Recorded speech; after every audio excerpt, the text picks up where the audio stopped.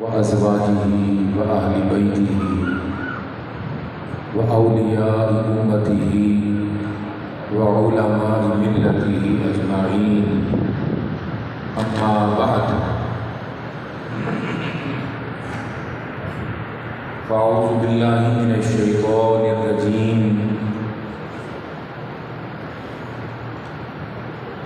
بسم الله الرحمن الرحيم يا أيها الذين آمنوا اتقوا الله وكونوا مع الصادقين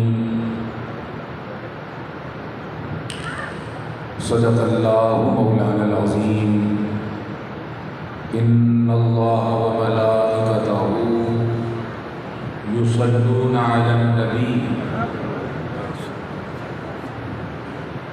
يا أيها الذين آمنوا صلوا عليه وسلموا تسليما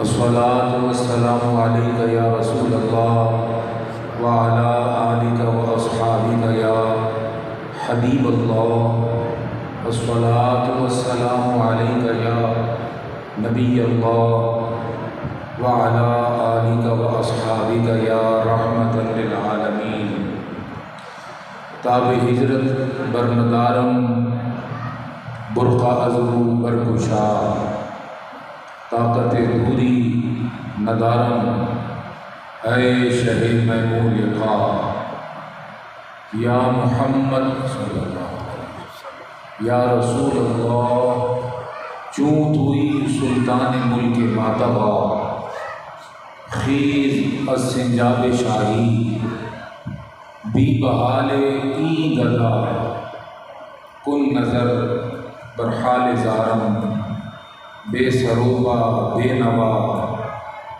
لیس فی الدارین غیرو کا یا محمد مصطفیٰ الہی بحق کے بنی فاطمہ برقول ایما کلی خاتمہ گرداوت امرت کلی ور قبول منو دست و دامان آل رسول نذرانہ حمد و صلات کے بعد نہایت واجب الاحترام عزت مآب میزبان محفل حضرت قبلہ صوفی نوید احمد سیفی صاحب میزبان دیگر شہر سکر سے تعلق رکھنے والے علماء زعماء مشائخ دانشور مشاہیر شہر معززین علاقہ عوام اہل سنت اشاقان صحابہ و اہل بیت خدامان اولیاء اعظام سب آباد کی خدمت میں السلام علیکم ورحمۃ اللہ تعالی وبرکاتہ۔ تھوڑا سا نا اس کا گونج کم کر کے عبدالقادر جیلانی رحمۃ اللہ تعالی علیہ ان سے منسوب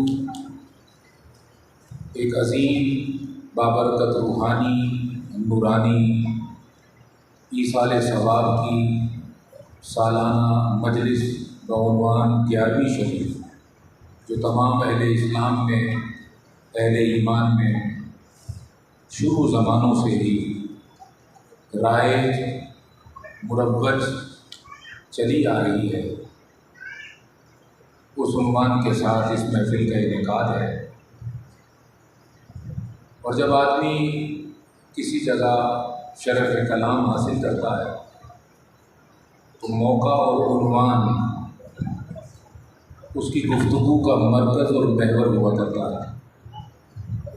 جب بھی کلام کرنے والا کلام کرتا ہے تو وہ موقع کی مناسبت سے کرتا ہے اور موضوع کا انتخاب اسی حوالے سے ہوتا ہے جو حوالہ اس محفل کے انعقاد کا سبب ہوا کرتا ہے۔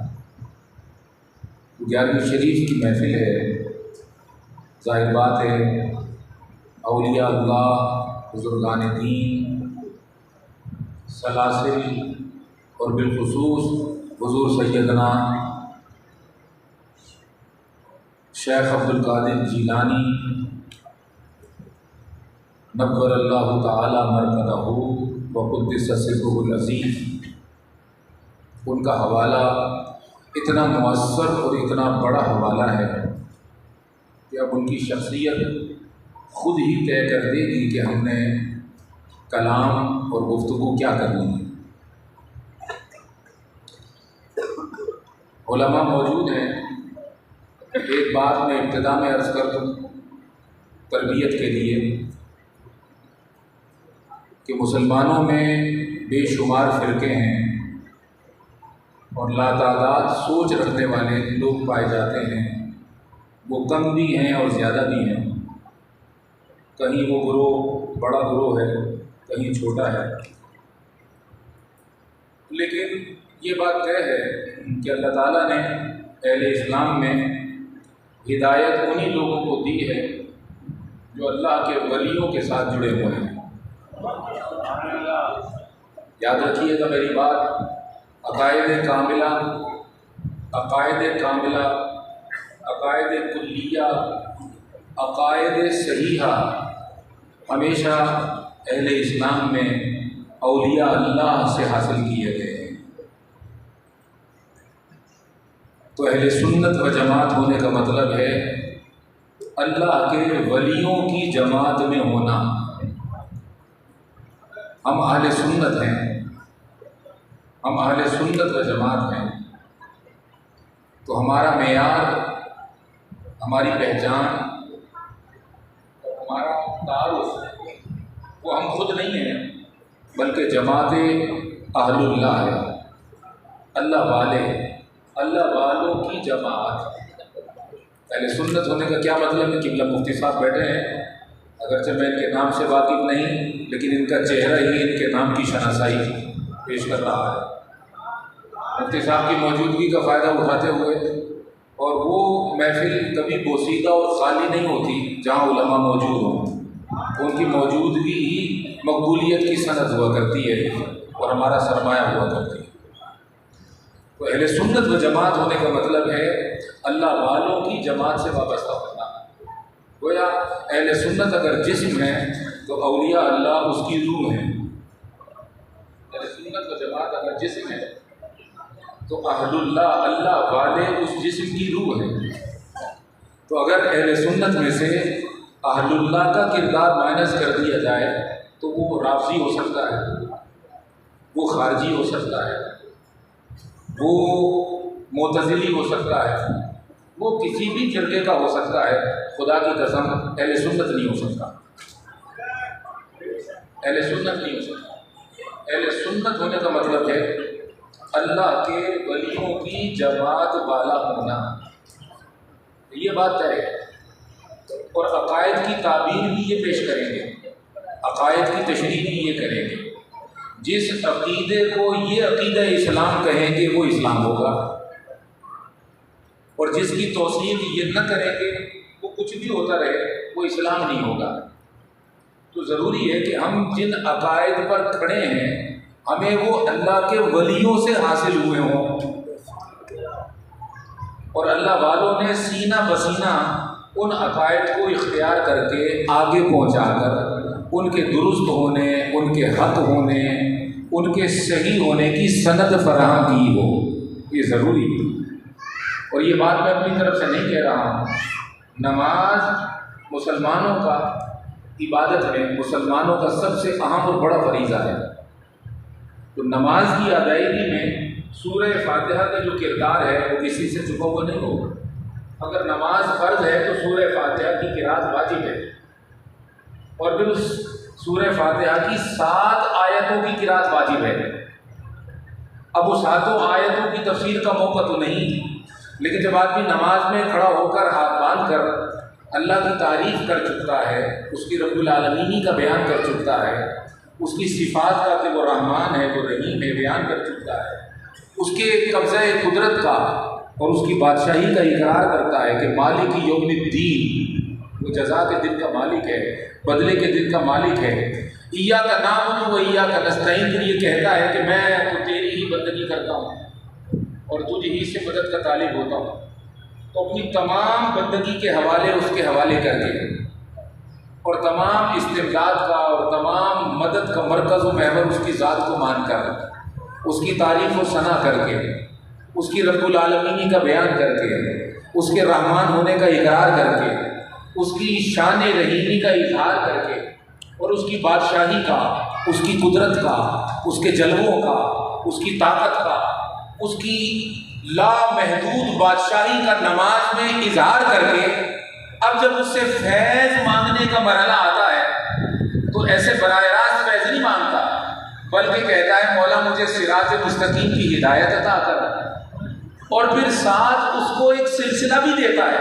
بندہ وہ رب کی تعلیم پر ہی دیتا ہے، دعا کرتا ہے مولا مجھے سیدھی راہ دکھا، پھر فقط مطلق سیدھی راہ نہیں بلکہ چارٹر پیش کرتا ہے، بلکہ وہ رستہ پیش کرتا ہے کہ مجھے جو تم نے صراط مستقیم عطا کرنا ہے اس کا نقشہ کیا ہوگا، اس کی صورت کیا ہوگی۔ اللہ کرے کوئی تو سمجھے میری بات، شاید میں اوپر ہی اوپر بولتا ہوا شاید حیدرآباد کی طرف نکل جاؤں، لیکن دو چار درد دل رکھنے والے ضرور احباب ایسے موجود ہوں گے جو علم سے محبت رکھتے ہوں گے اور سنجیدہ گفتگو سننے کا ذوق ان کا ہوگا۔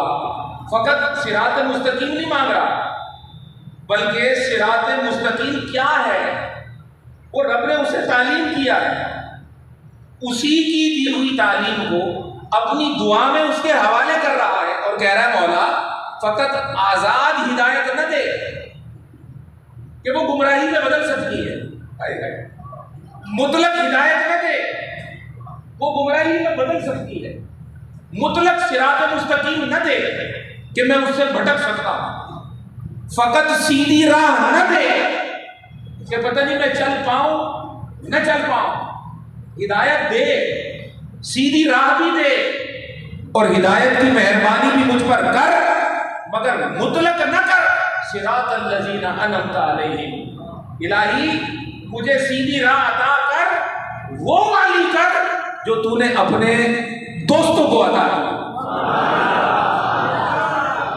انعام یافتہ لوگوں والی راہ عطا کر، انعام یافتہ لوگوں والی راہ عطا کر۔ علماء موجود ہیں، معلوم ہوا انعام یافتہ کے ذریعے ملنے والی ہدایت اتنی پختہ، اتنی ثابت، اتنی قائم، اتنی دائم، اتنی مضبوط، اتنی توانا اور اتنی جاویدانہ ہوتی ہے کہ جب وہ ہدایت والے کو مل جاتی ہے تو ملنے کے بعد اس میں زوال کا اندیشہ نہیں رہتا، بس عروج ہی عروج ہوتا، اس میں قبولیت ہوتی ہے، اس میں اضافہ ہی ہوتا ہے، وہ رفعنا لک ذکرک کا فیض ہوتا ہے۔ آپ اگر منہ سے نہیں بھی بولیں گے، صرف آپ کی گردن بھی اگر ہلتی رہی تو میں سمجھوں گا کہ میرا پیغام پہنچ رہا ہے، اور یہاں زبان کو سمجھنے والے موجود ہیں۔ اب ظاہر بات ہے میں آپ کی ہاتھ اور پیر ٹانگیں تو اٹھوانے آیا نہیں ہوں کہ دونوں ہاتھ اٹھا کے بولو سبحان اللہ، تو ایک ہاتھ ٹانگ بھی اٹھا کے بولو سبحان اللہ۔ حیدرآباد سے آپ نے مجھے بلایا ہے، سیفی صاحب نے کرم فرمایا، تو جو میرا کام ہے سنجیدہ انداز میں وہ کروں گا، میں انشاءاللہ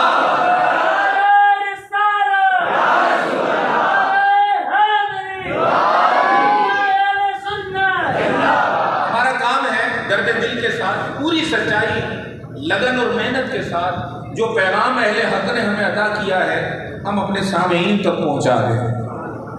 تو ہمیں چاہیے کہ ہم اپنا کام پوری دیانت کے ساتھ کریں، مجمع کو بھی چاہیے کہ وہ اپنا کام پوری دیانت کے ساتھ کرے، ہمیں چاہیے کہ ہم مجمع کو سونے نہ دیں اور مجمع کو چاہیے کہ مجمع ہمیں کھونے نہ دے۔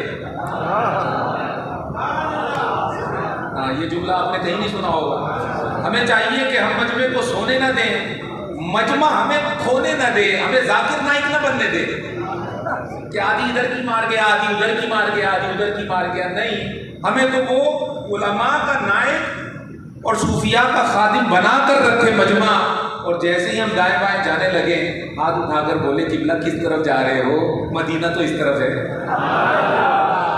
نہیں سمجھے؟ بغداد کی گلیوں سے اگر دائیں بائیں ہونے لگے تو مجمع ہمیں کھونے نہ دے.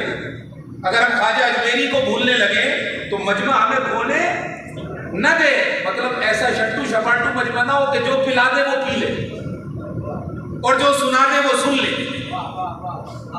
اور جو بتا کر چلے جائیں تو مجمع کہے یار اتنے بڑے تھے بھائی صحیح کہہ رہے ہوں گے. نہیں، بلکہ مجمع کو صدیقی ہونا چاہیے کہ مسند خلافت پر بیٹھ رہا ہے ابو بکر اور پہلا خطبہ ارشاد فرما رہا ہے اور پہلے خطبہ خلافت کے اندر وہ معیار حق کو قائم کر رہا ہے کہ میں جب تک تمہیں توحید کی راہ بتاؤں، رسالت کی راہ بتاؤں، قرآن کی راہ بتاؤں اور پیغمبر آخر الزمان کی راہ بتاؤں، تم میری راہ پر چلنا اور جب میں بھٹک جاؤں مجھے پکڑ کے سیدھا کر دینا.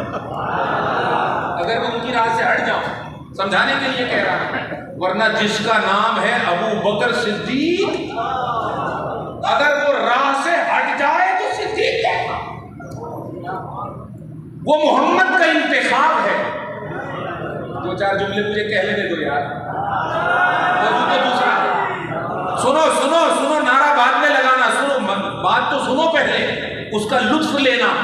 سنیں، محمد خدا کا انتخاب ہے. محمد خدا کا انتخاب ہے، ابو بکر محمد کا انتخاب.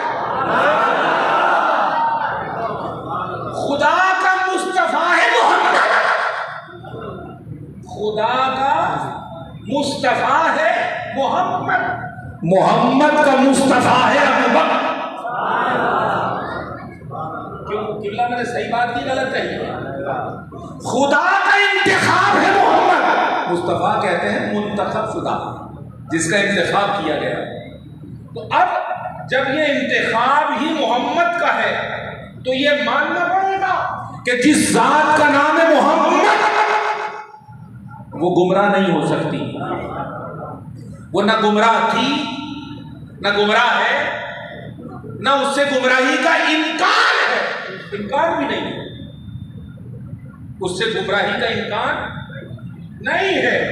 اب جس سے گمراہی کا امکان ہی نہ ہو اس کا انتخاب ہو ابو بکر. ہائے ہائے، میں لفظوں سے کیسے پہنچا دوں؟ سیفیوں کے پاس آؤ. اگر ان لفظوں کے احوال سے شناسائی چاہیے تو اویسیوں کے پاس آؤ، سیفیوں کے پاس آؤ، چشتیوں کے پاس آؤ، اور اگر سارا ہی جمع چاہیے تو پھر قادریوں کے پاس آؤ. نہ ادھر جاؤ نہ ادھر جاؤ نہ یہاں جاؤ. اگر سارا مجموعہ چاہیے تو بارگاہ غوثیت میں آ جاؤ تو وہ تمہیں بتائیں گے کہ ان لفظوں کی حقیقت کیا ہے. میں یہ کہہ نہیں رہا کہ گمراہی کا امکان وہاں نہیں ہے جو محمد مصطفیٰ اور جو مصطفیٰ کا انتخاب ہے ابو بکر. خدا کی قسم، اگرچہ وہ مرتبے میں نبی نہیں لیکن نبی سے کبھی جدا نہیں، لہذا اس محمد مصطفیٰ نے اس کو ایسا محفوظ کر دیا ہے، ایسا محفوظ کر دیا ہے ابو بکر کو باب ولایت میں، باب کرامت میں اور باب عنایت میں کہ خدا کی قسم وہ نبی تو نہ ہوا مگر سارے نبوت کے کمالات اگر اوصاف بن کر بعد از نبوت کسی میں یکجا اور جمع نظر آتے ہیں اس کا نام ہے ابو بکر صدیق. اور یہ بات کہہ دوں میں کہ اگر ہم شان صداقت میں کچھ جملے بولیں تو وہ ہمارے جملے عمر فاروق کے مقابلے میں نہیں ہوتے، حضرت عثمان غنی کے مقابلے میں نہیں ہوتے. اور مولا کائنات فاتح خیبر اسد اللہ الغالب مولا المسلمین امیر المومنین مولا کائنات سیدنا علی المرتضیٰ کرم اللہ تعالی وجہہ الکریم.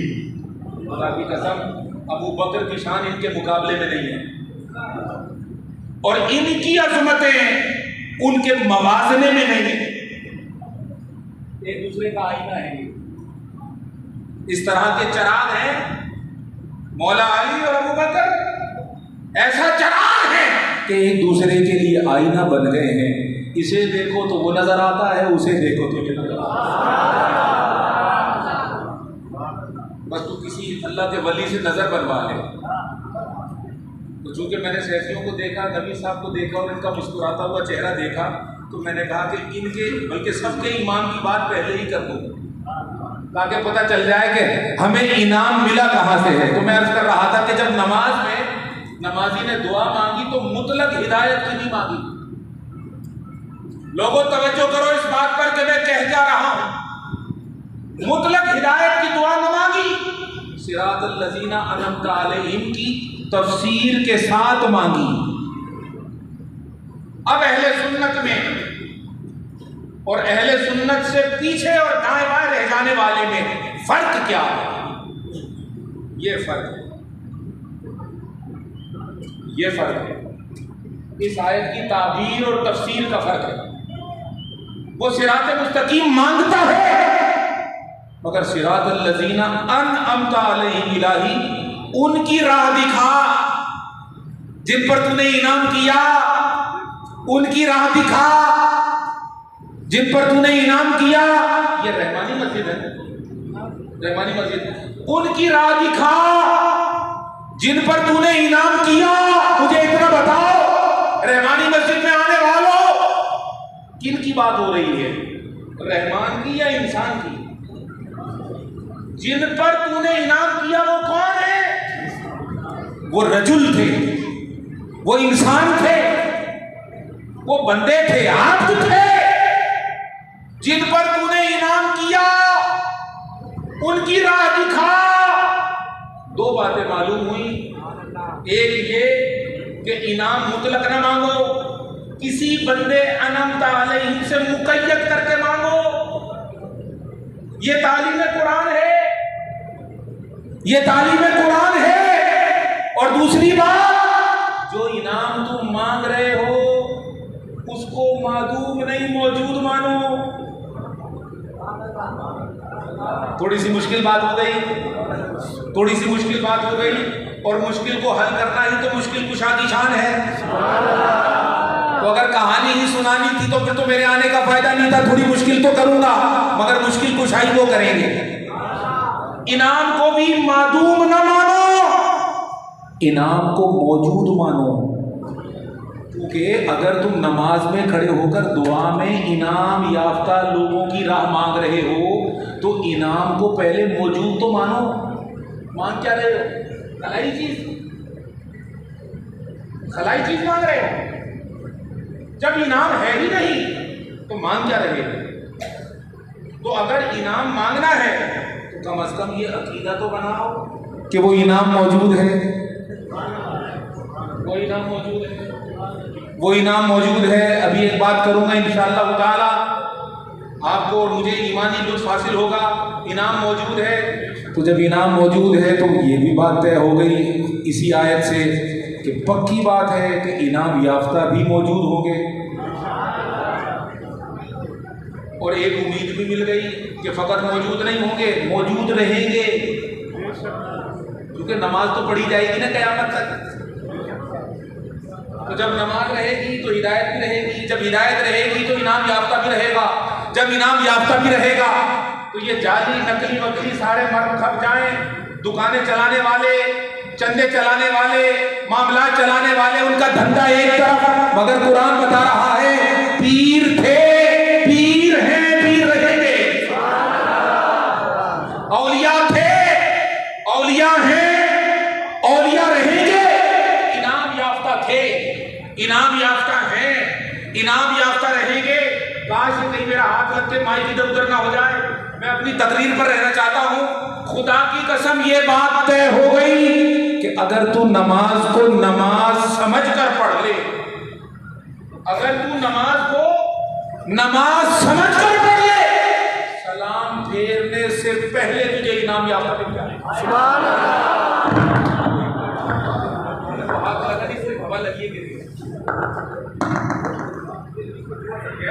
نماز پڑھتے ہی آپ کو انعام یافتہ ملنا چاہیے.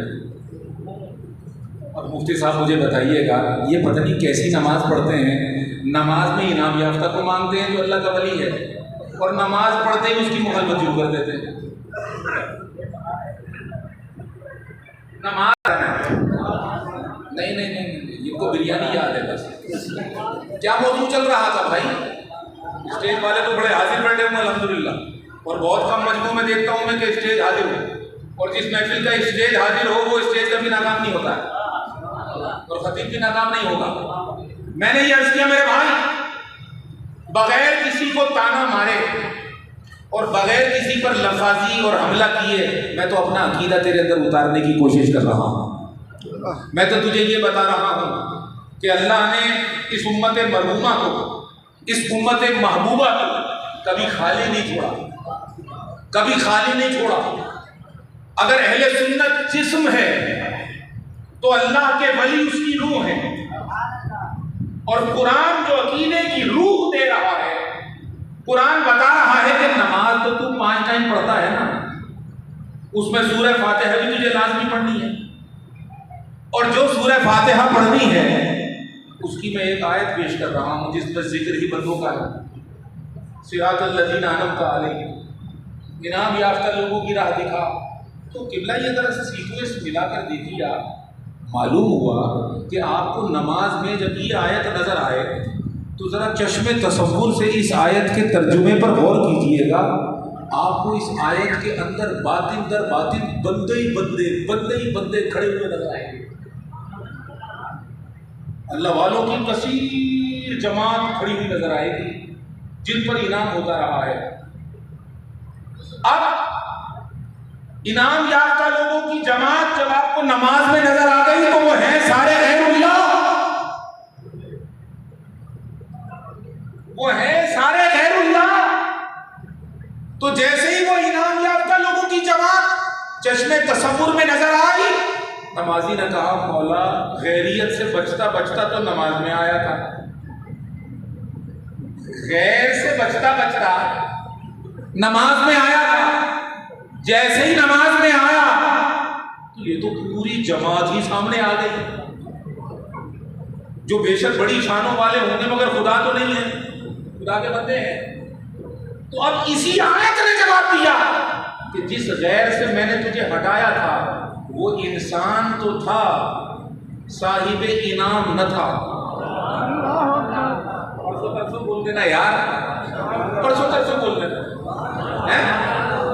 جس غیر سے میں نے تجھے نماز میں سے ہٹایا تھا، یعنی نماز میں لانے سے پہلے جس غیر سے میں نے تجھے ہٹایا کہ غیر اللہ کی طرف نہ جا، اللہ کے غیر کی طرف نہ جا، تو وہ فرعون ہو سکتا ہے، وہ نمرود ہو سکتا ہے، وہ شداد ہو سکتا ہے، وہ حامان ہو سکتا ہے، وہ کوئی ملعون یزید ہو سکتا ہے، وہ انسان تھا،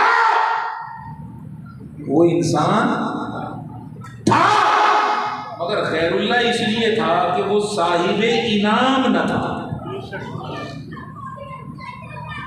یہ واقعی پرسوں ہی بولیں گے، یہ آج نہیں بولیں گے۔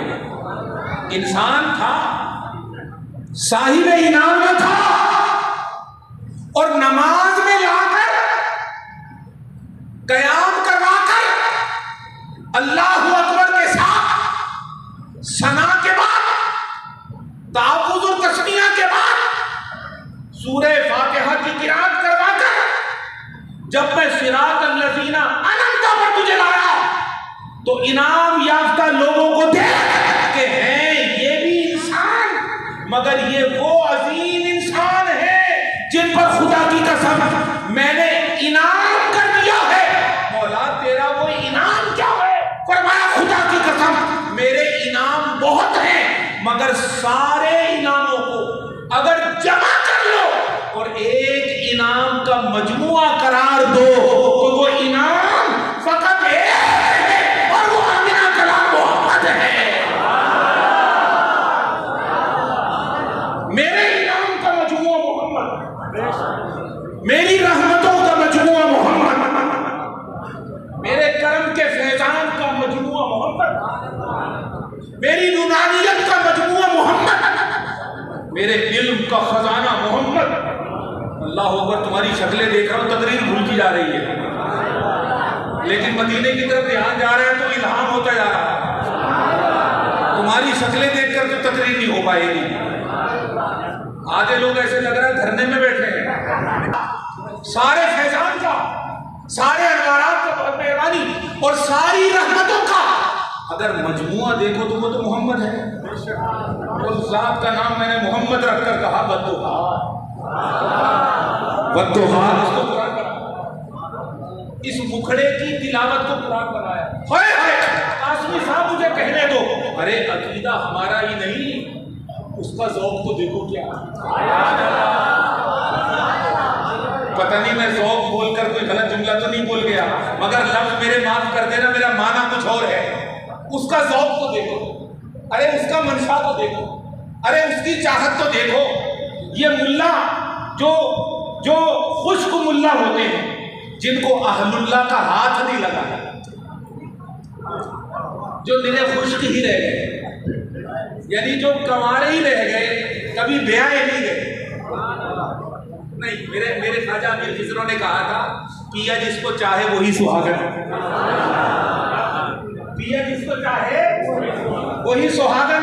یہ جو سہاگ والا معاملہ ہے، یہ تو صوفیاء کا محبوب ترین مشغلہ ہے، کیونکہ وہ روحانی سہاگ کی بات کرتے ہیں، وہ روح کے ملاپ کی بات کرتے ہیں، وہ روح میں تحرک کی بات کرتے ہیں، وہ روح کے اندر وجد و کیف کی بات کرتے ہیں، وہ نظر سے پلانے کی بات کرتے ہیں. ساقی کی ہر نگاہ پہ میں بل کھا کے پی گیا. اگر نگاہوں سے پینا ہو تو کبھی سیفیوں کے پاس تمہیں ان کی تھڑتھڑی میں، ان کی حرکت میں، ان کی اندر کی بجلی کے اندر ایک لذت نظر آئے گی، مگر وہ بھی ایک رستہ ہے اور وہ بھی انعام ہے، اور ملتا انعام یافتہ سے ہے. ساقی کی ہر نگاہ پہ میں بل کھا کے پی گیا، لہروں سے کھیلتا ہوا لہرا کے پی گیا. اے رحمت تمام میری ہر خطا معاف، توبہ کو توڑ تاڑ کے تھرا کے پی گیا. اور مفتی صاحب پیتا بغیر اذن، پیتا بغیر اذن. یہ کب تھی میری مجال در پردہ چشمے یار کی شہبا کے پی گیا. ماحول تو خلاف تھا، ماحول تو خلاف تھا. یہ عرفان چشتی کیا بکواس کرتا ہے اس چیزوں کے اوپر؟ ماحول تو خلاف تھا کہ اس کو مت بلاؤ، اس کے اندر سے رافضیت کی بو آتی ہے، اس کے اندر سے خارجیت کی ہوا آتی ہے. ان کو ہوائیں بہت آتی ہیں. کبھی یہ خشک لوگ آ کر سامنے بیٹھ کر سنتے نہیں، فقط دور سے فتوے لگاتے ہیں. ارے قریب کو آؤ، دیکھ تو صحیح کرتے دل کیا ہے ہمارا. اور وہ کیا کرتے دل ہے؟ وہ یہ ہے خدا کی قسم کہ ہمیں لگ گیا ہے کسی اللہ والے کا ہاتھ. اب نہیں لگتے ہم تمہارے ہاتھ.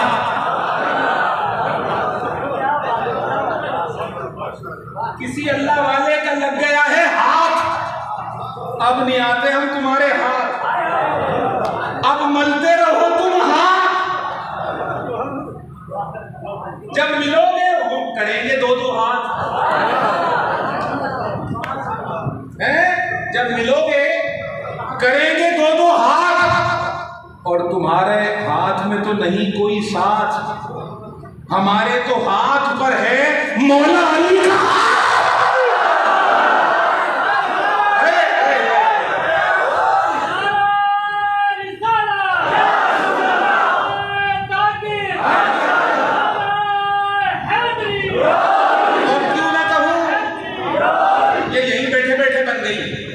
یہ شاعری یہی بن گئی تو اب کیوں نہ کہوں، جب ہے ان کا ہاتھ تو اب دنیا ہو یا آخرت، خدا بھی ہمارے ساتھ، مصطفیٰ بھی ہمارے ساتھ.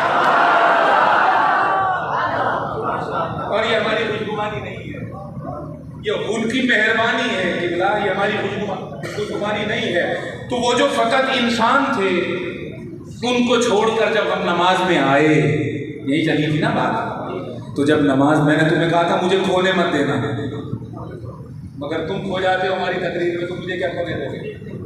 اب جب نماز میں آئے، بہت مہربانی آپ کی، جب نماز میں آئے اور دیکھا انعام یافتہ ہے سارے، سوال ہوا مولا یہ تو غیر اللہ ہے. فرمایا وہ انسان تھے، فقط غیر تھے، یہ انعام یافتہ ہے، غیریت نہ رہی.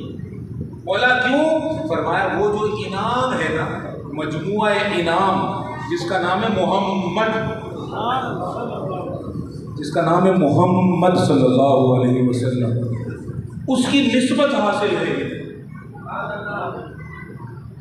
وہ، سنیے گا، وہ محمد ہے، وہ محمد ہے، یہ انعام یافتہ محمد ہی ہے۔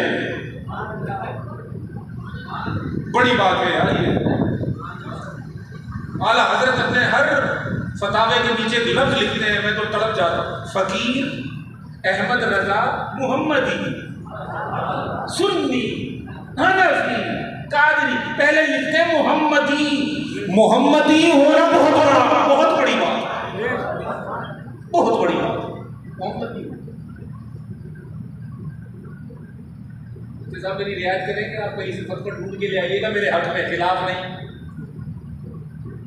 اس مذہب محمد، اس محمد کی محبت کے مذہب میں تو خدا بھی محمدی ہے۔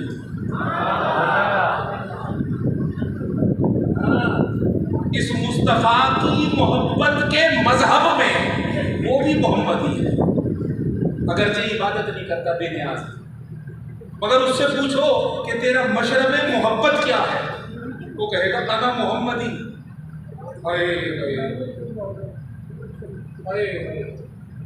اے رب العالمین تیرا مشرب محبت کیا ہے، وہ کہے گا انا محمدی، میں محمد کی سے محبت کرتا ہوں۔ ہم عرض کریں گے مولا کوئی ثبوت پیش کر، کہے گا قرآن کی ہر آیت پڑھ، ہر آیت کے اندر تجھے ایک نیا ثبوت، ایک نئے ظہور میں ملے گا، ایک نیا ثبوت نئے ظہور میں ملے گا۔ جو خشک رہ جاتے ہیں وہ بددعا نہیں پڑھتے، اور جن کو ہاتھ لگ جاتے ہیں خدا کی قسم وہ بددعا کے بغیر کوئی نماز ختم ہی نہیں کرتے، اور جب بھی بددعا کی تلاوت کرتے ہیں بددعا کے لفظوں کے اندر محمد الرسول اللہ کے مکڑے کی زیارت کرتے ہیں۔ میرے مرشد ہیں حضرت خواجہ غلام حسن شہید ملتانی، حضرت حافظ محمد جمال اللہ ملتانی رحمۃ اللہ علیہ کے خلیفہ چہارم، والی ملتان، حضور قبلہ عالم خواجہ نور محمد مہاروی رحمۃ اللہ علیہ کے پوتے خلیفہ، وہ بہت پائے کے عالم، دانشور، مفکر اور مفسر اور صاحب دیوان، اور جن کو جامع دوران کے لقب سے نوازا گیا۔ انہوں نے لکھا ہے اے کہ شرح بددعا آمد جمال روئے تو، نقطۂ فلیل وصف زلف عنبر بوئے تو۔ میں قرآن میں بددعا پڑھتا ہوں مگر اس کی شرح نہیں لیتا ہوں قرآن سے، میں قرآن میں بددعا پڑھتا ہوں مگر جب اس کی تفسیر کی بات آتی ہے تو تفسیر حضور کے مکڑے سے لیتا ہوں۔ مطلب یہ ہوا بچوں خاموش ہو جاؤ بیٹا، خاموش ہو جاؤ، خاموش ہو جاؤ۔ مطلب یہ ہوا، سنیے گا، کہ بددعا کے لفظ کو موجود مانتا ہوں۔ اگر کوئی وہابی صاحب بیٹھے ہوئے ہیں تو درد دل کے ساتھ اپنی لے کے غور کیجیے گا، بددعا کے لفظ کو بھی موجود مانتا ہوں، اور جس سے میں نے تفسیر لینی ہے وہ ہے ذات محمد، اس کو بھی معلوم نہیں موجود مانتا ہوں، محمد کو موجود مان۔ اگر کوئی باطن کی زندگی چاہیے اور 11ویں کا سبق چاہیے اور 11ویں کی محفل میں آ کر اگر تجھے روحانی غذا چاہیے تو پہلے عقیدہ بنا محمد کو معدوم نہیں موجود مان، کہ محمد تھے نہیں ہیں، پہلے موجود مان کر پھر محبوب بنا۔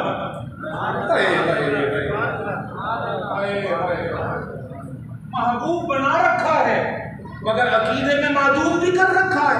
ابے بدبخت، کوئی محبوب کبھی معدوم بھی ہوگا،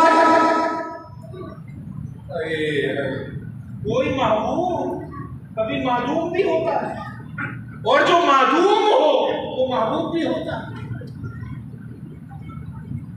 ہم سے پوچھتے ہیں کہ 11ویاں کیوں کرتے ہو؟ 11ویاں ہر سال اس لیے کرتے ہیں کہ کہیں تم محبوب کو معدوم نہ سمجھ بیٹھے۔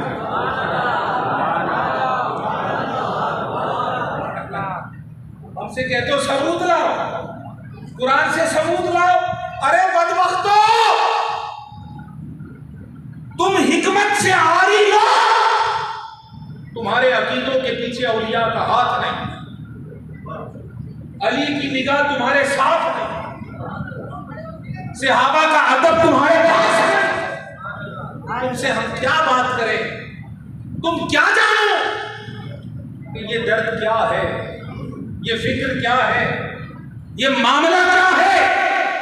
ہر سال 11ویں کا آنا اور ہر سال میلاد النبی کی دھوم کا مچنا، ہر سال جھنڈوں کا اٹھنا، ہر سال نعتوں کی آواز کا بلند ہونا، اور اس طرح مجمعوں میں آ کر لوگوں کا بیٹھنا اور علماء کا، بزرگوں کا خطاب کرنا، خدا کی قسم فقط یہ بتانے کے لیے ہے کہ جو محبوب ازلی ہے وہ تھا، وہ ہے، وہ رہے گا۔ ہم آتے جاتے رہیں گے، ہم آتے جاتے رہیں گے۔ محبوب تو تھا، ہے اور رہے گا۔ زمین و زمان تمہارے لیے، زمین و زمان تمہارے لیے، مکین و مکا تمہارے لیے، چنی نے چنا تمہارے لیے، دہن میں زبان تمہارے لیے۔ ہم آئے یہاں تمہارے لیے، اٹھے بھی وہاں تمہارے لیے۔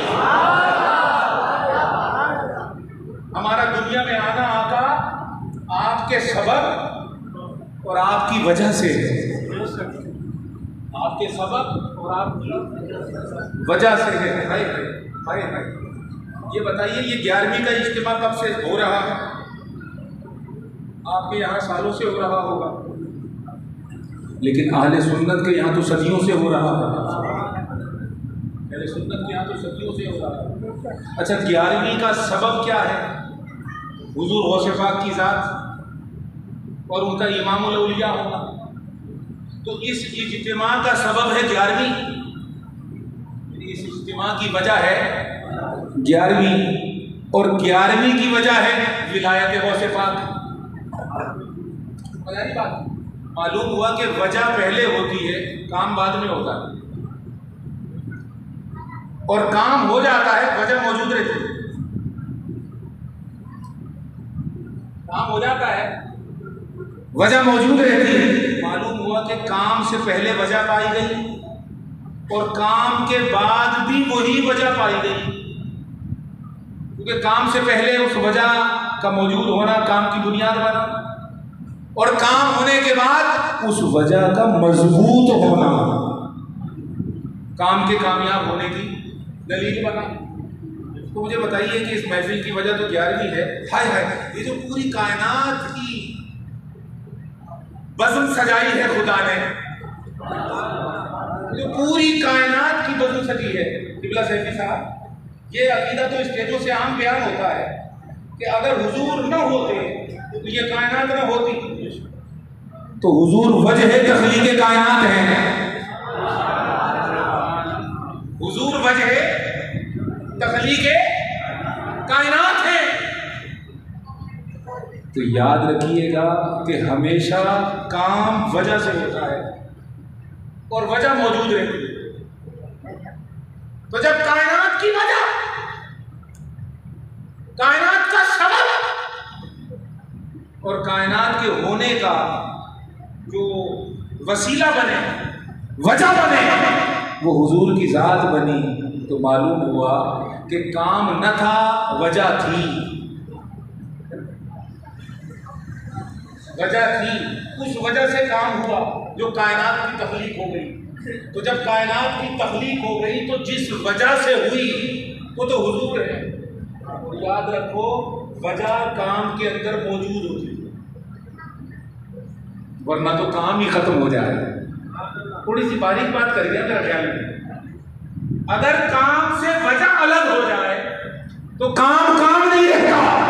خدا نے کائنات بنائی، مولا کیوں؟ فرمایا محبوب کے لیے۔ مولا تخلیق کائنات کی، مولا کیوں؟ فرمایا محبوب کے لیے۔ اس کی عظمت کا بیان کروں، اس کی محبوبیت کے گن گاؤں، اس کی رفت ذکر کروں، اس کی عظمت کے ترانے پڑھوں، اس کی نعتیں پڑھوں، اس کی نورانیت کو عام کروں، اس کی رحمت کے فیض سے کائنات کو سجا، رب العالمین کا رب العالمین کا اعزاز اپنے لیے رکھوں، رحمت للعالمین اسے بنا،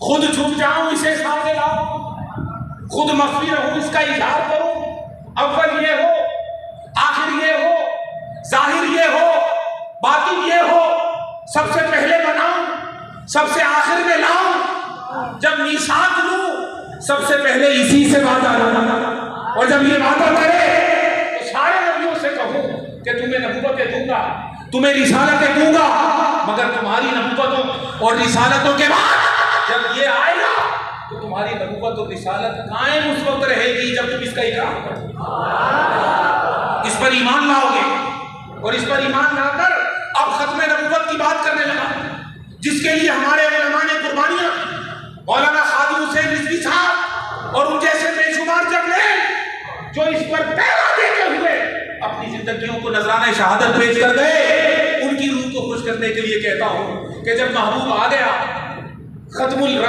رسالت کا تاج پہن کر آ گیا، تو رب نے فرمایا حبیب سب کو لاتا رہا، لا کر پھر اگلے نبی کو اس نبی کی جگہ لاتا رہا، ایک جاتا رہا دوسرا آتا رہا، ایک جاتا رہا دوسرا آتا رہا، ایک جاتا رہا دوسرا آتا رہا، حتیٰ کہ آمنہ کا لال آ گیا، مگر اس مجمع کو رحم پھر بھی نہیں آیا، بولو سبحان اللہ، آمنہ کا لال آ گیا، عبداللہ کا پیارا آ گیا، عبد المطلب کا دلارا آ گیا، تو جب ایک جا کر دوسرا آ کر جب آمنہ کا لال آ گیا، پھر دیکھو خدا کی قسم پھر کیا بات آئی، فرمایا پیارے اب آپ آ گئے ہو، اب کوئی نہیں آئے گا،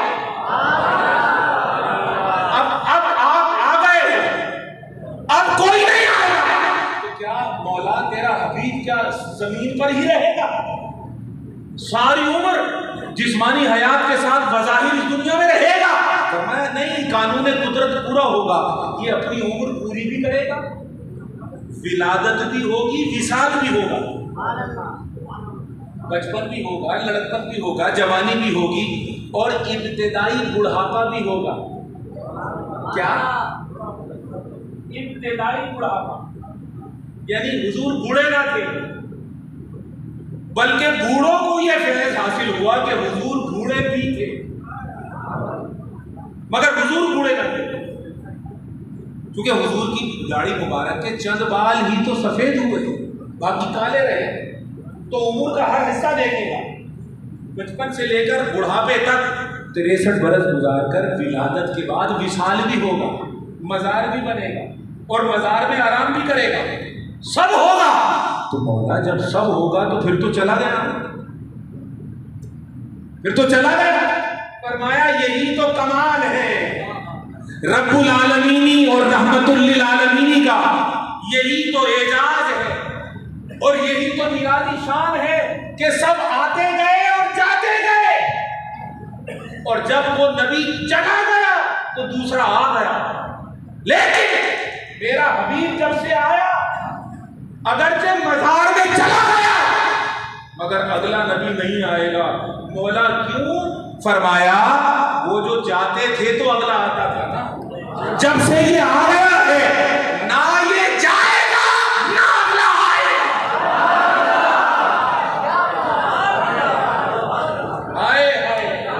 نہ یہ جائے گا نہ اگلا آئے گا، محمد جاتا نہیں اگلا نبی آتا،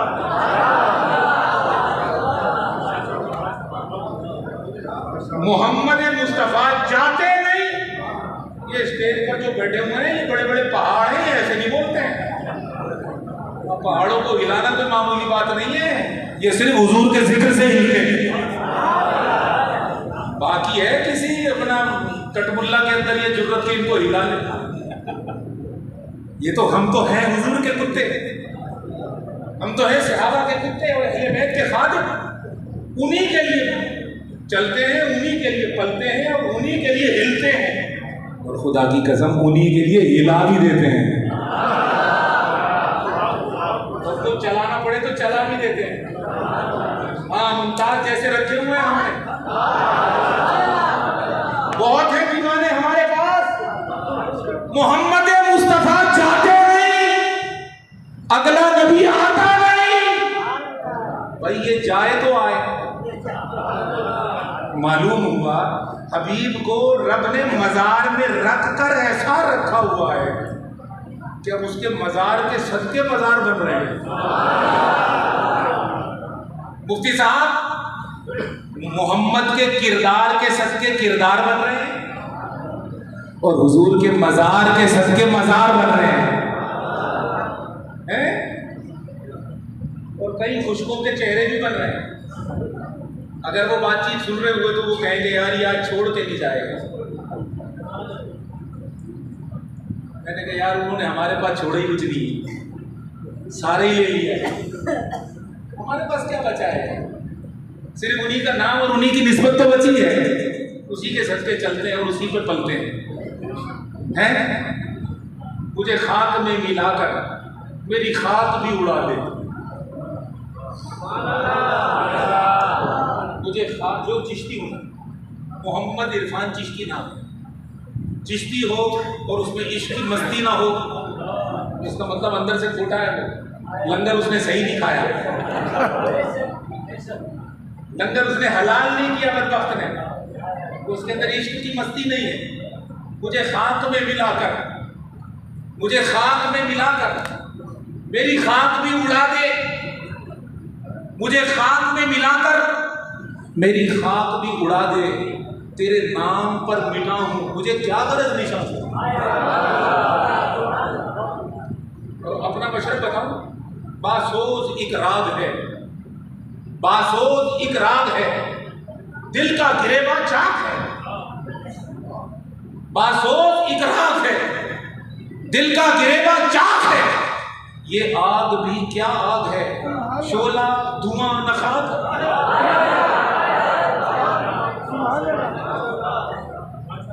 آگ ہے مگر شعلہ نہیں، آگ ہے مگر شعلہ نہیں، چنگاری نہیں، نہ دھواں ہے نہ حرارت محسوس ہوتی ہے، مگر آگ ہے۔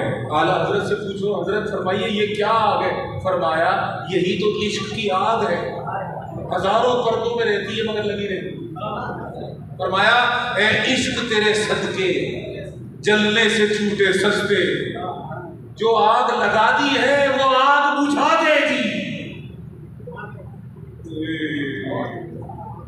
جو آگ لگا دی ہے وہ آگ بجھا دے گی، یعنی دوزخ کی آگ کو بھی پانی نہیں آگ بجھائے گی، اور وہ آگ ہے جو محمد کے قدموں سے ملتی ہے، یہ وہ آگ ہے محمد رسول اللہ کے قدموں سے یہ ملتی ہے، یہ خیرات ختم نبوت کا پہرا دو لگتی ہے، یہ آگ محمد کی عزت اور حرمت کا پہرا دو تو پھر یہ آگ لگتی ہے، پھر حاسدوں کو بھی آگ لگتی ہے، مگر وہ جل جل کے کالے ہوتے جاتے ہیں، یہ تو نرالے ہوتے جاتے ہیں۔ فاضل رضوی جیسے لوگ نرالے ہوتے جاتے ہیں اور وہ سالے جل جل کے کالے ہوتے جاتے ہیں، اور لوگ ان کے متوالے ہوتے جاتے ہیں۔ یہ کیا ہوتا ہے؟ یہ آگ لگ گئی، مگر کسی کو عشق کی لگی، کسی کو حسد کی لگی، جس کو عشق کی لگی اس کے چہرے اجالے ہو گئے، جس کو حسد کی لگی اس کی شکلیں کالی ہو گئی، کالی ہو گئی، مر گیا مردود نہ فاتح نہ درود، یہ پوزیشن ہو گئی۔ ہم کسی کا نام تو نہیں لے رہے ہیں، ہم تو کریکٹر واضح کر رہے ہیں، ہم تو یہ بتا رہے ہیں کہ یہ وہ لوگ ہیں جن پر اللہ پاک نے انعام فرمایا، اور ہم نے ان کو نماز میں مانگا اور کہا یہ انعام یافتہ ہے۔ تو جب صراط الذین انعمت علیہم کی آیت آئی، سارے انعام یافتہ جمع ہو گئے، جن پر انعام تھا محمد کا، جن پر انعام تھا محمد کا۔ سنیے گا قبلہ، پتہ نہیں کتنا سمجھے نہ سمجھے، جن پر انعام تھا محمد کا، یہ انعام یافتہ وہ ہوتا ہے، انعام یافتہ قبلہ وہ ہوتا ہے جو مصطفیٰ کی موجودگی کا ثبوت ہوتا ہے۔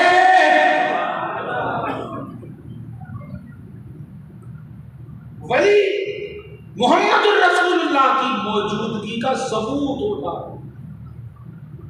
ان کو دیکھ کر معلوم ہوتا ہے کہ حضور تھے. اوئے اوئے اوئے اوئے،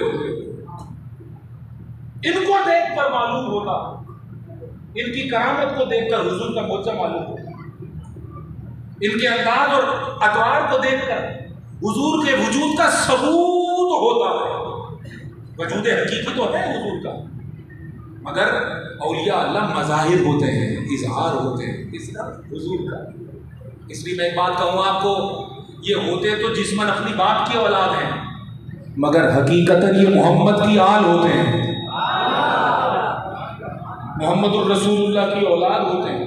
میرے سائیں نے کہا حضرت عشق کا کرو نظارہ، حضرت عشق کا کرو نظارہ. حضرت عشق اے ہے، یہ انداز نہیں دیکھا ہوگا آپ. حضرت محمد نہیں، حضرت عشق کا، حضور کو عشق کہہ رہا. حضرت عشق کا کرو نظارہ، ہر ہر شان میں روپ تمہارا، سارے جگت کا روپ سمارا. رحمت اللہ علیہ، سارے جگت کا روپ سمارا، ہم بیٹے وہ باپ ہمارا. ارے محمد ہمارا باپ ہے، جسمانی نہیں ایمانی، جسمانی نہیں روحانی، جسمانی نہیں حقیقی. آتے ہی نہ کل کا سر ہم نے کثرت عطا کی ہے ابھی آپ کو. وہ کثرت کیا ہے؟ یہ سارے انعام یافتہ اس میں ہے. اب یہ ساری تقریر کر کے میرا دل چاہتا ہے کہ میں ایک جملہ کہہ دوں. جس طرح نبیوں رسولوں میں حضور مصطفیٰ ہے، اہل بیت میں علی شیر خدا مصطفیٰ ہے، صحابہ میں ابو بکر مصطفیٰ ہے، تابعین میں امام حسن بصری مصطفیٰ ہے، فقہاء میں امام اعظم ابو حنیفہ مصطفیٰ ہے. مجھے کہنے دو پوری امت میں جتنے اولیاء ہیں، جتنے مشائخ ہیں اور جتنی ہستیاں ہیں روحانیت کے میدان میں، سب کو اگر جمع کرو سارے اولیاء کو، خدا کی قسم سارے ولیوں میں سیدنا عبد القادر جیلانی ولیوں میں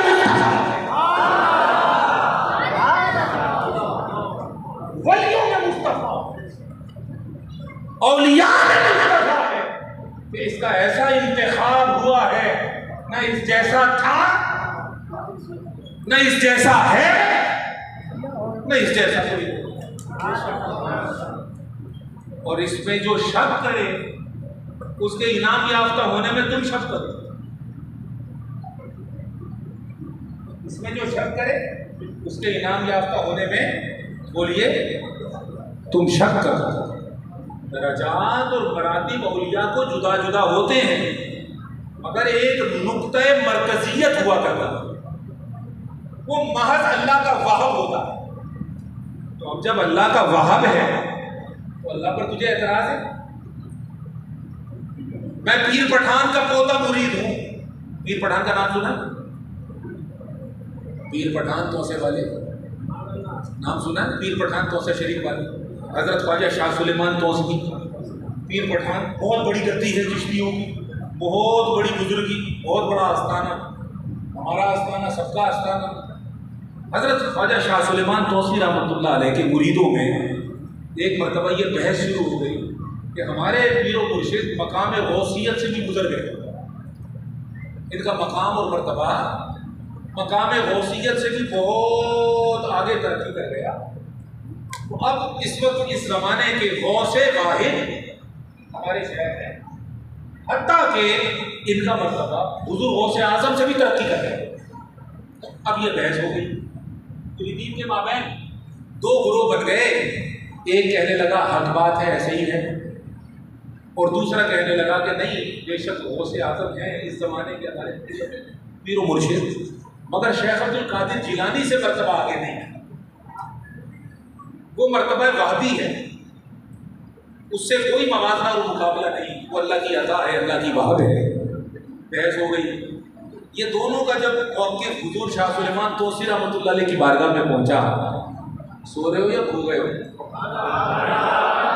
واقعہ پورا کروں کہ نہیں کروں؟ صحیح بات ہے، یا تو دھرنے میں بیٹھے ہیں یا گھرے بیٹھے ہیں. بارہ میں توجہ تو بڑی مہربانی آپ کی. ہاں جب یہ موقف پہنچا حضور شاہ سلیمان توسیفی کی خدمت میں, اب سنیے گا قاسمی صاحب کا جملہ. دیکھو انعام یافتہ اگر کوئی ہوتا ہے تو بات کیسی کرتا ہے. جب یہ پہنچا کہ ایک کہہ رہا ہے مرتبہ آگے نکل گیا, ایک کہہ رہے نہیں مرتبہ موجود ہے, ہمارے پیر غوث ہو گئے, سب باتیں جب پہنچی تو حضور شاہ سلیمان توسیفی نے سر جھکا کر کہا عجیب سی بات ہے, آگے نکل گئے, مطلب ہمیں ولی بھی نہیں مانتے.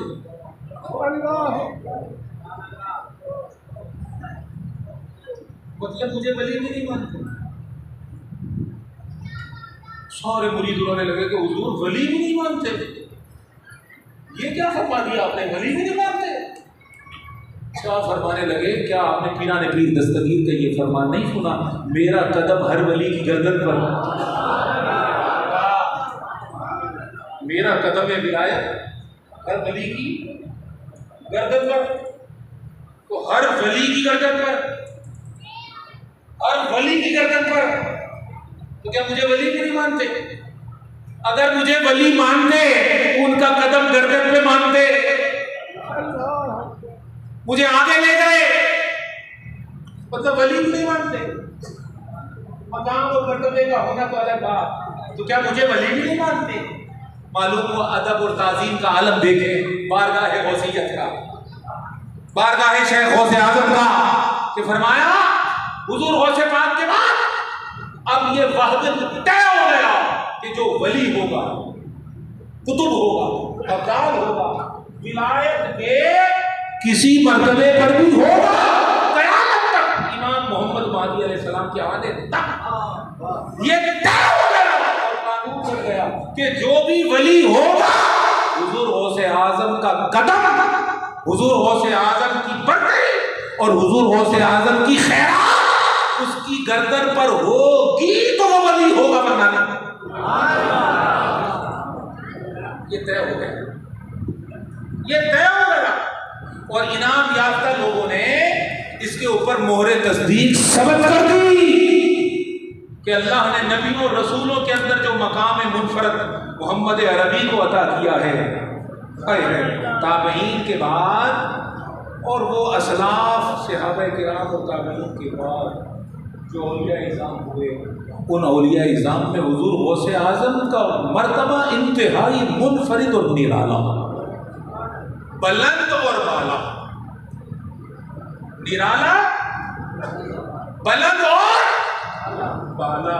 اب میں اختتام کی طرف آ رہا ہوں, چھوٹی چھوٹی باتیں کروں گا تاکہ آپ بھی دھرے نہ رہ جائیں, سیدھے مدینے کی طرف چل پڑے. اب آخری لمحات ہیں.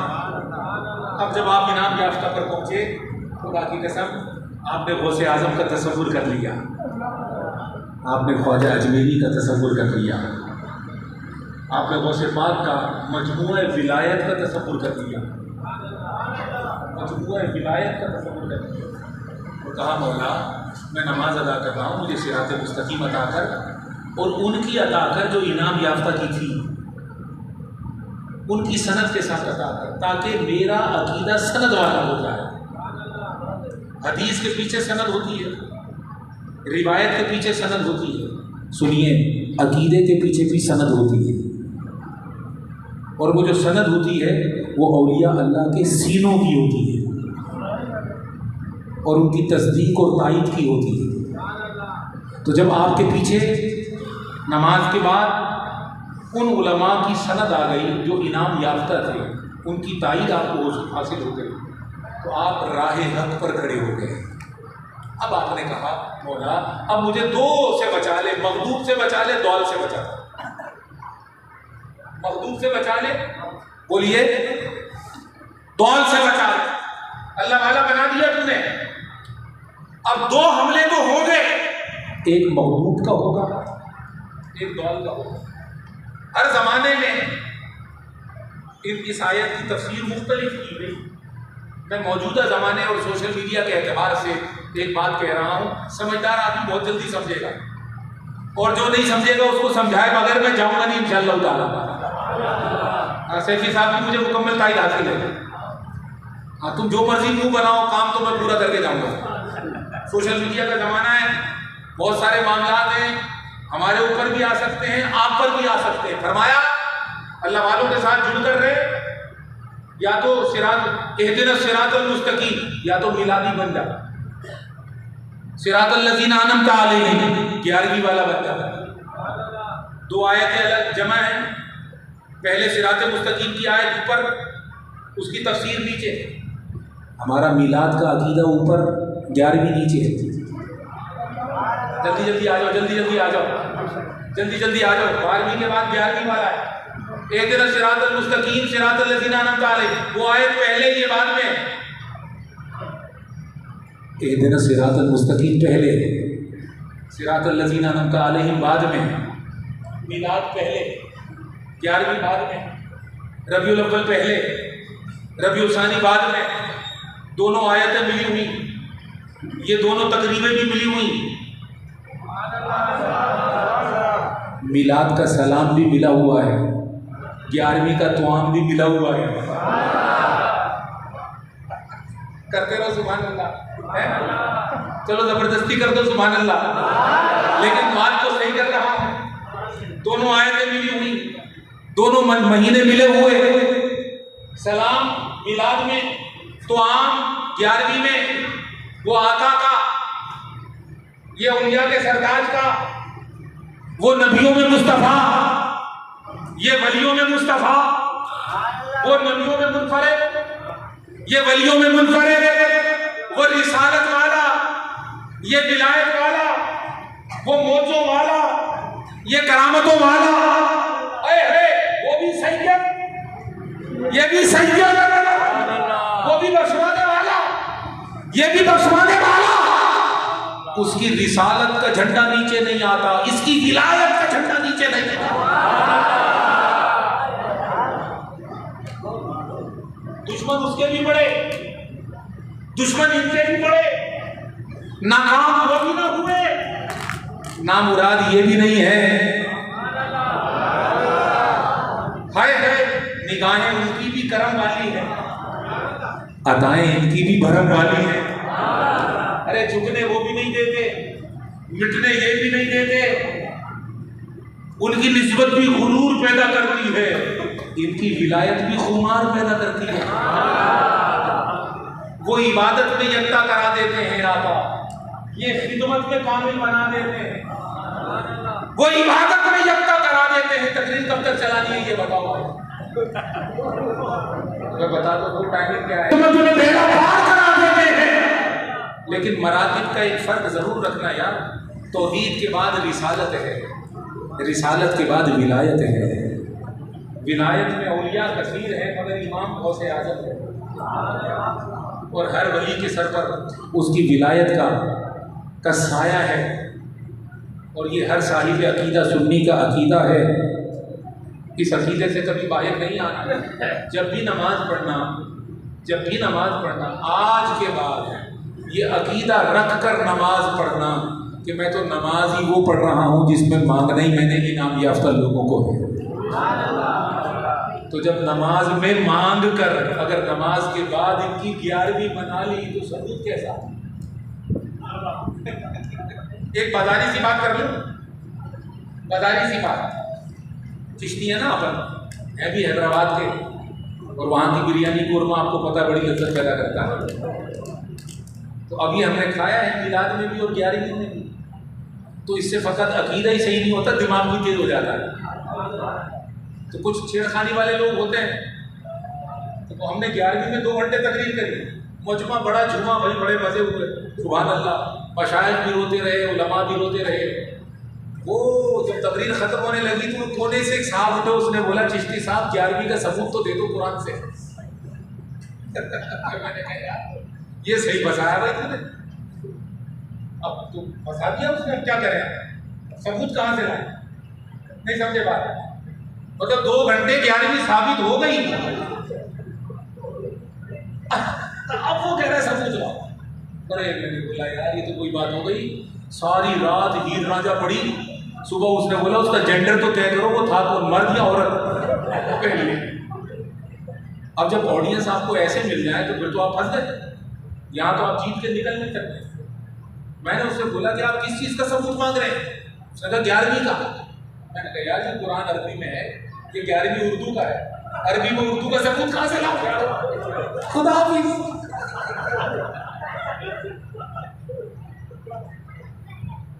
جیسے تو تیسا اس نے کہا 11ویں کا ثبوت تو قرآن سے ہے۔ میں نے کہا قرآن عربی میں ہے، میں کوئی ذاکر نائک تھوڑی ہوں کہ نکال کے دینا شروع کر دوں، میں چشتی ہوں، پاگل تھوڑی۔ تو کہہ رہا ہے 11ویں دکھاؤ، تو 11ویں کہاں سے دکھاؤ؟ 11ویں اردو ہے، 11ویں اردو ہے اور قرآن عربی میں ہے، تو عربی میں اردو کیسے دکھاؤں؟ معلوم ہوا کہ سوال کا بھی ایک تک ہونا چاہیے۔ 11ویں جس تقریب کا عنوان ہے وہ ہے ایصال ثواب، آج تجھے ہر آیت میں دکھاؤں۔ 11ویں جس تقریب کا عنوان ہے وہ ہے ایصال ثواب اولیاء اللہ کے لیے، تو ایصال ثواب تو میں تجھے ہر آیت میں دکھا سکتا ہوں، بے شمار حدیث میں دکھا سکتا ہوں، امت کے رائے اور مربع طریقوں میں دکھا سکتا ہوں، اور دکھاتا ہوں، اسے بھی معلوم ہے۔ لہذا میرے دوستو، فضول باتوں میں اپنے آپ کو نہ الجھائیں۔ قرآن کا اوریجنل عقیدہ، اسلام کا اوریجنل عقیدہ میسج دے رہا ہوں سنجیدگی کے ساتھ۔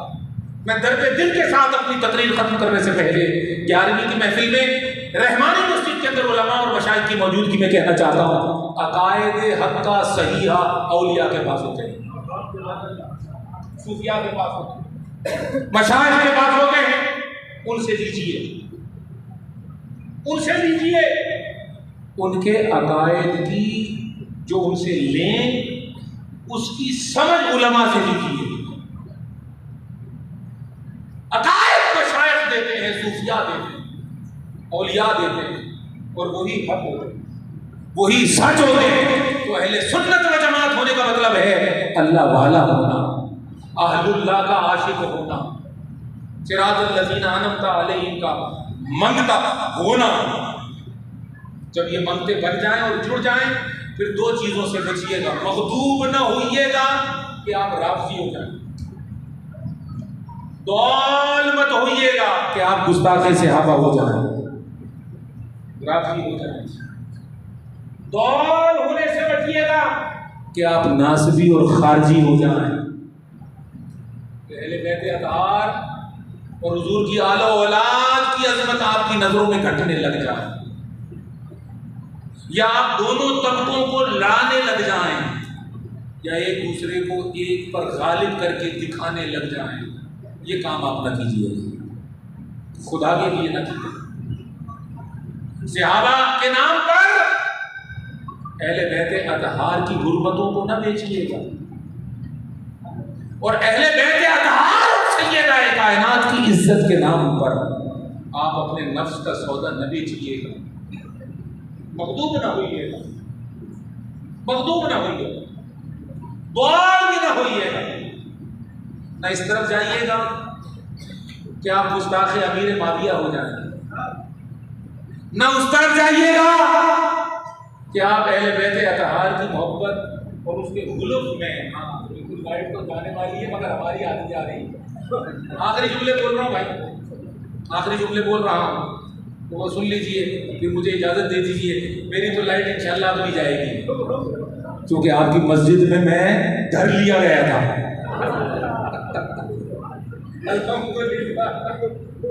نہ مغضوب ہوئیے گا، نہ ضال ہوئیے گا، بس انعام یافتہ لوگوں کی راہ پر چلتے رہیے گا۔ جب ان کی راہ پر آپ چلتے رہیں گے، یہ فیضان ہے 11ویں کا کہ تو اولیاء کے فیضان کو معدوم نہ سمجھ، موجود سمجھ۔